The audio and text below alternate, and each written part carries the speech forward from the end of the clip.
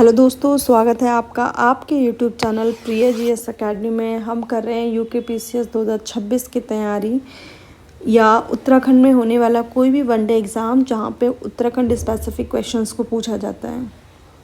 आपको पता है कि उत्तराखंड का जो मेन सिलेबस है मुख्य परीक्षा का, उसके सिलेबस में बदलाव किए गए। एग्जाम जीएस पेपर 5 और 6 का जो पेपर है वो उत्तराखंड स्पेसिफिक है। ऐसे में उत्तराखंड को विशेष रूप से पढ़ना बहुत महत्वपूर्ण हो जाता है, वो भी हिस्ट्री के छोटे छोटे पॉइंट्स को जहाँ से मार्क्स बढ़ाए जा सकते हैं मुख्य परीक्षा में या प्रारंभिक परीक्षा में, उनके लिए देखना महत्वपूर्ण हो जाता है। आइए बिना टाइम वेस्ट करे हुए स्टार्ट करते हैं आज की वीडियो, जो कि हिस्ट्री से रिलेटेड है। ऑलरेडी इसके संबंध में और वीडियोस मैंने पहले ही डाल दी है। आज की वीडियो है कार्तिकेयपुर राजवंश। काल दिखा रखा है, टाइम पीरियड है 700 ईस्वी से 1050 ईस्वी। उत्तराखंड का प्रथम ऐतिहासिक राजवंश। देखिए हेडिंग ही अपने आप में कितने सारे प्रश्नों को लेकर रखी हुई है। 700 से 1000 ईस्वी, 1050 ईस्वी, दैट मीन्स वो टाइम पीरियड जहाँ पर क्या मुस्लिम शासन आना स्टार्ट हो गया।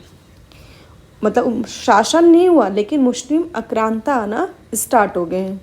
उत्तराखंड का प्रथम ऐतिहासिक राजवंश, राजनीतिक नहीं लिखा, ऐतिहासिक राजवंश लिखा है। ये इसलिए लिखा है क्योंकि यहाँ से इन राजाओं के संबंध में साहित्य, कालक्रम इत्यादि की जानकारी हमें मिलती है इनके साहित्य के माध्यम से। आइए स्टार्ट करते हैं। पहला, राजवंश परिचय एवं राजधानियाँ।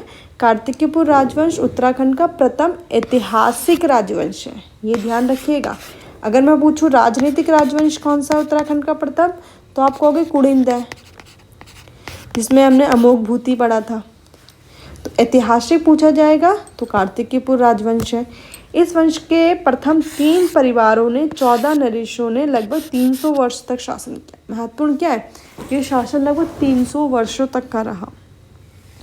प्रारंभिक राजधानी जोशीमठ के दक्षिण में स्थित कार्तिकेयपुर नामक स्थान पे थी, इसलिए इसे कार्तिकेयपुर राजवंश बोला गया, जोशीमठ के निकट।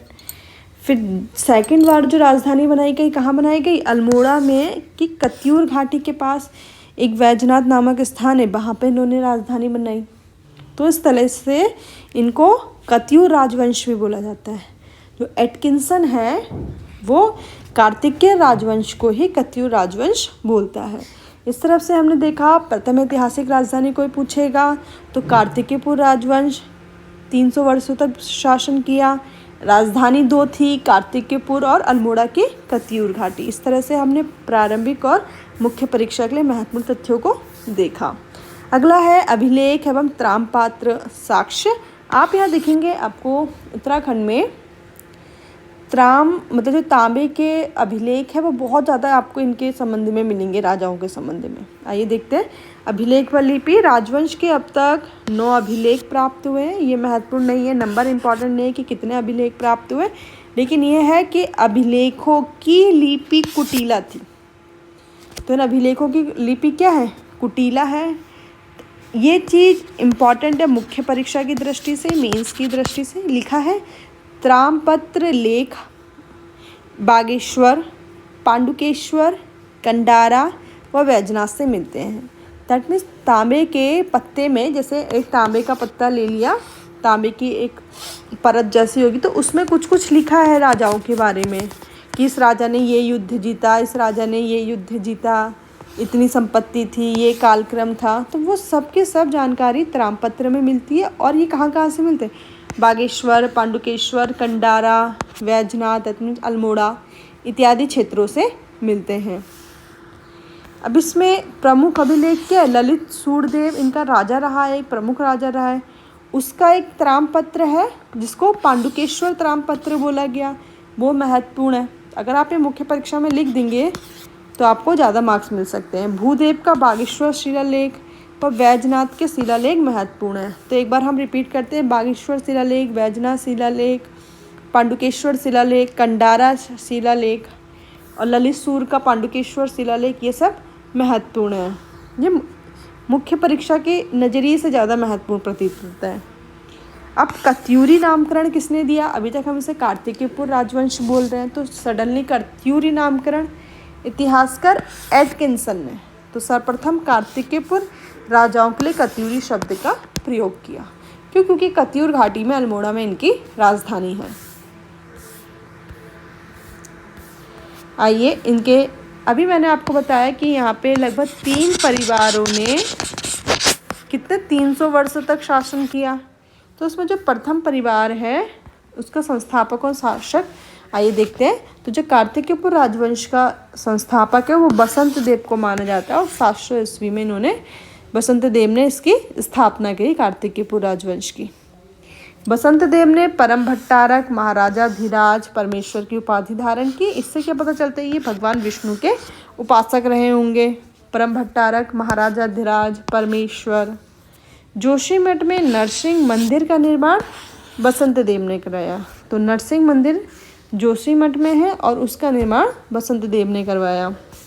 देखिए फिर शब्द आते हैं बागेश्वर लेक। इन शब्दों को माइंड में लगा लीजिए। Bageshwar lake, Pandukeshwar lake, Kandara lake, Lalitsur का पांडुकेश्वर लेक, ये सब महत्वपूर्ण है। तो बागेश्वर लेक के अनुसार बसंत देव ने स्वर्णेश्वर ग्राम दान दिया था। पत्नी राजनारायणी देवी इनकी थी। कश्मीरी इतिहासकार कल्हण की राजतरंगिणी। तो राजतरंगिणी किसने लिखी है? कल्हण ने लिखी है। यहाँ से प्रश्न पूछते हैं, PYQ है ऑलरेडी। तो उसमें ललितादित्य मुक्तापीठ द्वारा गढ़वाल जीतने का उल्लेख मिलता है। दैट मीन्स कल्हण ने जब किताब लिखी तो उसमें इसके संबंध में भी जो कार्तिकेयपुर जो शासन है उसके संबंध में बताया कि ललितादित्य मुक्तापीठ द्वारा गढ़वाल जीता गया। तो यहाँ पे राजा रहे होंगे कश्मीर में, उनके द्वारा गढ़वाल जीतने का उल्लेख मिलता है। ये इतना इम्पोर्टेंट नहीं है बट कुछ कुछ पॉइंट इम्पोर्टेंट है। राजतरंगिणी, कल्हण, ललितादित्य मुक्तापीठ कहाँ है? ये आपके कश्मीर में शासन करते थे। 3 डिफरेंट फैमिलीज थी, उसमें से एक ये भी थे। बसंत देव के बाद खरपड़ देव राजा बना। तो बसंत देव हमने पढ़ा संस्थापक है कार्तिकेयपुर राजवंश का। उनके बाद कौन राजा बनता है? खरपड़ देव बनता है। खरपड़ देव की पत्नी कौन है? कल्याणी देवी है। खरपड़ देव कन्नौज के राजा यशोवर्मन के समकालीन थे। इतना इम्पोर्टेंट नहीं है। ये पूछा जा सकता है कल्याण राज जो है राजा है उनका जो वाइफ है वो लद्दा देवी है। Not important. बालेश्वर लेख अनुसार खरपड़ देव वंश का अंतिम शासक त्रिभुवन राज था। तो आपके लिए इम्पॉर्टेंट है बालेश्वर लेख। तो खरपड़ देव वंश का अंतिम राजा कौन है? त्रिभुवन राज। त्रिभुवन राज ऐसा व्यक्ति जिसका 3 भुवन मतलब 3 जगहों पे राज हो। द्वितीय वंश आता है निम्बर वंश व ललित सूरदेव। इनका निम्बर वंश है, उसमें प्रमुख जो राजा हैं उनके संबंध में देखेंगे तो निम्बर देव है। तो द्वितीय परिवार के जो संस्थापक है राजा वो निम्बर है। ये शैव भगवान मतलब शिवजी भगवान के अनुयायी है। निम्बर देव के पुत्र हुए इष्टगण। इष्टगण बहुत महत्वपूर्ण नाम है, बहुत महत्वपूर्ण व्यक्तित्व है। इष्टगण ने क्या क्या किया? ये तो इष्टगण ने क्या किया? पूरे के पूरे जो कत्यूर राजवंश है उसको एक करने का प्रयास किया। दैट मीन्स टूट फूट हुई होगी, उसमें लोग अपने आप को अलग कर रहे होंगे, अपने आप को एलिमिनेट कर रहे होंगे, राजवंश से दूसरी अपनी शाखाएं निकाल रहे होंगे। उसको रोकने के लिए इष्टदेव ने महत्वपूर्ण कदम उठाया। अब ऐसे याद करें कोई जैसे कुमाऊं में या गढ़वाल में उत्तराखंड का वो क्या है कल्चर क्या है, या भारत में जो कल्चर चलता है, एक व्यक्ति का परिवार चाहे कहीं भी रहे लेकिन सबके सब आपस में चाहे कितने भी विवाद हो इनके अंदर इन पर फैमिलीज़ में, लेकिन एक चीज़ कॉमन होती है कि सब एक ही इष्ट देव को मानते हैं। तो इसे ट्रिक है, this is only a trick कि कत्यूर राजवंश को एक करने का जो कार्य करता है वो इष्टगण करता है। तो इष्ट और इष्ट से आपने यहाँ से रेट कर लिया। इष्टगण ने जागेश्वर में नवदुर्गा, लखुलीश तथा नटराज के मंदिर बनाए। ये परीक्षा की दृष्टि से महत्वपूर्ण है, प्री की दृष्टि से महत्वपूर्ण है कि इष्टगण ने जागेश्वर में नवदुर्गा, लखुलीश और नटराज के मंदिर बनवाए। फिर ललितसुर देव है, ये भी महत्वपूर्ण है। लगभग 832 ईस्वी में सिंहासन पे बैठे और सर्वाधिक त्रामपत्र इन्हीं के मिले। पांडुकेश्वर त्रामपत्र में अभी हमने शब्द पढ़ा था, पांडुकेश्वर त्रामपत्र, कंडारा त्रामपत्र, बागेश्वर त्रामपत्र, वैजनाथ त्रामपत्र। तो पांडुकेश्वर त्रामपत्र में प्रलय में मग्न धरती उद्धार हेतु 12 अवतार बताया। आपको पता होगा भगवान विष्णु क्या करते हैं, पृथ्वी को जलमग्न होने से बचाने के लिए 12 अवतार लेते हैं, सूअर का अवतार लेते हैं। तो ललितसुर को भी ऐसे बोल दिया गया इतनी बड़ी उपमा दे दी गई, इतनी बड़ी तुलना कर दी गई कि ये तो भगवान विष्णु के समान है, 12 अवतार के समान है, ये पृथ्वी को बचाएंगे संकट से। फिर इनकी वाइफ्स के बारे में बताया, लया देवी और Shyama Devi. It's not more important. अगला है भूदेव। बैजनाथ मंदिर का निर्माण ललित पुत्र भूदेव ने कराया। तो ऐसे पूछेगा बैजनाथ मंदिर जो अल्मोड़ा में है उसका निर्माण किसने कराया? भूदेव ने कराया। ये प्रीलिम्स की दृष्टि से महत्वपूर्ण है। यह इंपॉर्टेंट है। भूदेव बौद्ध धर्म के अनुयायी थे और बुद्ध श्रमण शत्रु उपाधि मिली इनको। भूदेव क्या है? भगवान जो बुद्ध है उनके प्रतिद्वंदी है। प्रतिद्वंदी करने का मतलब है कि उस धर्म को नहीं मानते हैं और ये क्या करते हैं? बुद्ध धर्म को रोकने के कारण ही इनको बुद्ध श्रवण शत्रु की उपाधि मिलती है। ये वही टाइम पीरियड है जिसमें शंकराचार्य उत्तराखंड में भी आते हैं और जो मठ है उनकी स्थापना करते हैं। आपको पता होगा शंकराचार्य सनातन धर्म को स्थापित करने के लिए क्या करते हैं? 4 मठों की स्थापना करते हैं। ये वही समय पीरियड है। तो उस समय जो उत्तराखंड में शासन करने वाली शक्ति है वो कार्तिकेय पूरी कत्यूरी राजवंश शासन करता है और उसी समय पीरियड पे लगभग ये जो होते हैं आपके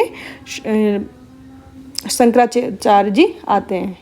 जब शंकराचार्य जी उत्तराखंड में आते तो उस समय इष्टगण नामक जो राजा है वो शासन कर रहा था। अभी हमने भी पढ़ा इष्ट क्या था? इष्टगण अभी हमने पढ़ा कि इष्टगण क्या करता है? पूरे के पूरे कत्यूर वंश को एक करने का प्रयास करता है। इस तरह से हमने जो महत्वपूर्ण तथ्य हैं उनको देख लिया है। ये यहाँ पर ये शॉर्ट में दे रखा है कि प्रथम राजवंश है उसके त्रामपत्र अभिलेख, बागेश्वर अभिलेख, पांडुकेश्वर अभिलेख, ये ऑलरेडी हम कर चुके हैं। आपको ये क्लिक करना है तो आप ये फ़ोटो इमेज को क्लिक कर सकते हैं और मैं कोशिश करूँगी कि इस वीडियो को जो PDF है वो मैं आपको अपने टेलीग्राम चैनल से प्रोवाइड करा सकूँ। आप ये क्लिक कर लीजिए। तब तक आप इसको भी क्लिक कर सकते हैं।